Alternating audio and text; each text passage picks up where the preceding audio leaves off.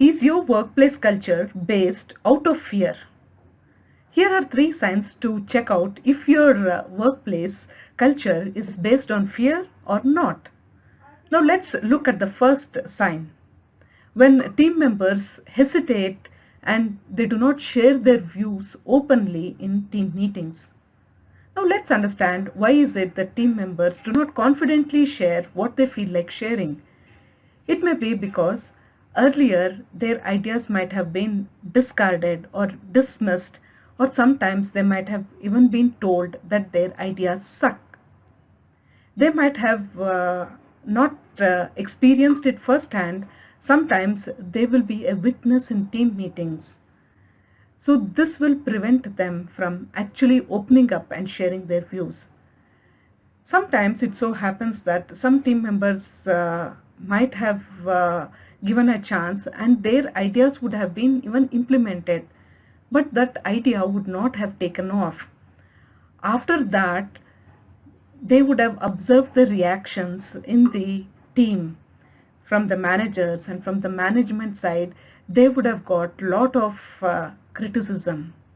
So this fear of criticism is what prevents them from sharing their views confidently and openly in team meetings. So now let's look at the second sign. Second sign is that when in a company we see that number of people leaving the organization because of greener pastures. Even during this COVID period, we have witnessed a lot of people quitting their jobs. Some of you might ask why. It is not because of their incompetence or because of the external market forces or because of the lack of benefits in the company.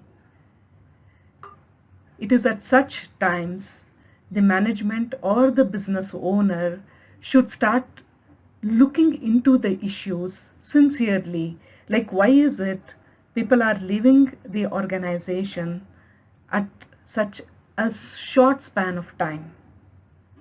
Now let's take a look at the third symptom.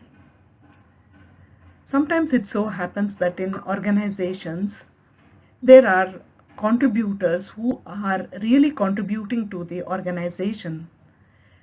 We call such people as individual contributors. When these individual contributors, especially in small and medium organizations, are suddenly raised to the position of managers, these contributors come managers do not have the ability to give constructive feedback to team members, or they do not have the ability to coach the team members. So then this leads to a lot of discontent and dissatisfaction among the team members also, because sometimes they see that they're not receiving the right kind of feedback or the kind of hand-holding that they require at that particular point of time, which they will be expecting from the so-called managers. And it is the manager's inability to handhold the team at that point of time.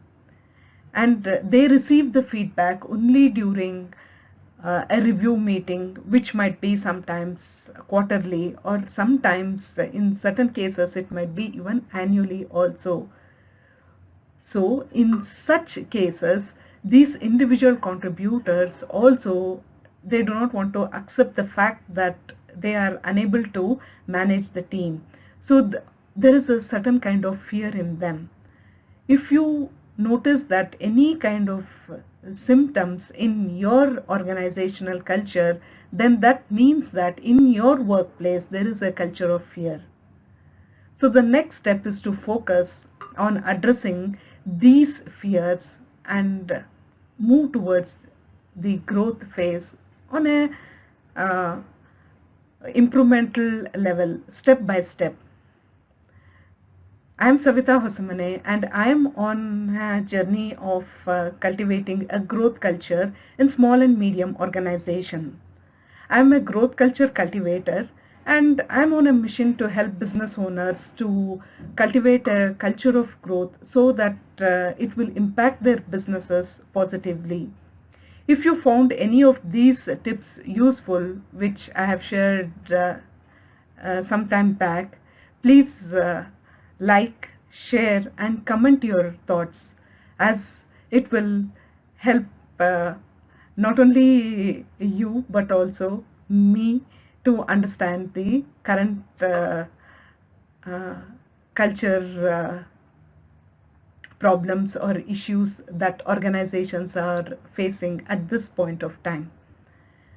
And if you want to have more tips on cultivating a growth culture, please feel free to write to me on my personal window, and I can share a growth culture guide which I have just crafted. Thank you for watching this video, and I look forward to hearing your comments and seeing your views. Thank you so much.